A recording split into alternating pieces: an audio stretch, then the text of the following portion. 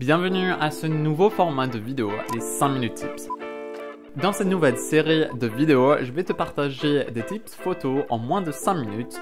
Ça va être par exemple des leçons que j'ai apprises, des techniques que je viens de découvrir ou que j'applique depuis assez longtemps. Mais l'idée c'est que je te partage un peu mon expérience avec des petits tips par-ci, par-là que tu peux appliquer super facilement dans ta photographie.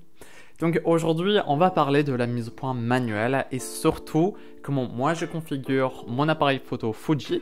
Après, si tu shootes pas du Fuji, je pense que tu peux quand même retrouver la majorité des réglages sur ton appareil photo. Mais en tout cas, moi je vais te montrer exactement comment je fais avec mon appareil photo Fuji. Avant de vraiment aller dans le détail et les réglages, pourquoi est-ce que la mise au point manuelle, ça pourrait être intéressant?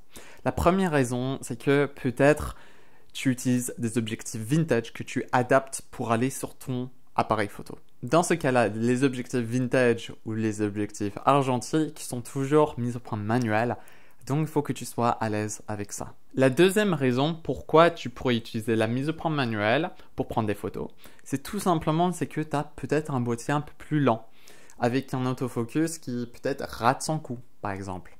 Une des raisons pourquoi moi je te partage ce tips maintenant, c'est que très récemment j'ai shooté avec le GFX50R, un appareil photo qui est lent mais qui a une qualité de dingue. Justement, j'ai pas fait confiance à la mise au point automatique, je faisais tout en mise au point manuelle.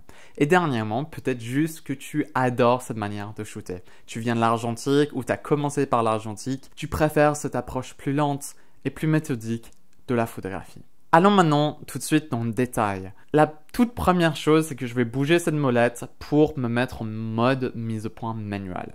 Parce que si tu le fais pas, tu vas pas avoir les réglages qui vont suivre. Ça, c'est la première chose. Ce que je vais faire ensuite, c'est que je vais aller dans les paramètres de la mise au point. Et je vais venir activer ce qu'on appelle du focus picking. Mais en gros, ça permet d'assister à la mise au point manuelle et de t'aider. Là, je vais surtout activer les picots rouges et les picots rouges bas. Ça me permet de voir sur l'écran où est-ce que ma plage de netteté commence. Donc, en prenant la photo, si j'ai les picots rouges au début de la zone que je souhaite être nette, alors c'est bon, je peux prendre ma photo. Et puis, un dernier petite astuce pour t'assurer que tes photos soient toujours nettes.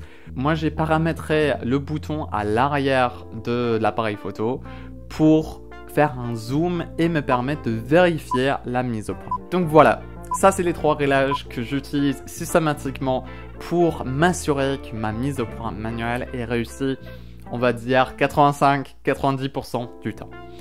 En tout cas, dis-moi si ce type de contenu te plaît, si cette vidéo t'a plu aussi, n'hésite pas à liker, à commenter, à dire si, par exemple, tu utilises la mise au point manuelle et j'espère que je suis rentré dans les temps. Surtout, si tu penses que ce format va te plaire, n'hésite pas à t'abonner pour avoir les prochains épisodes.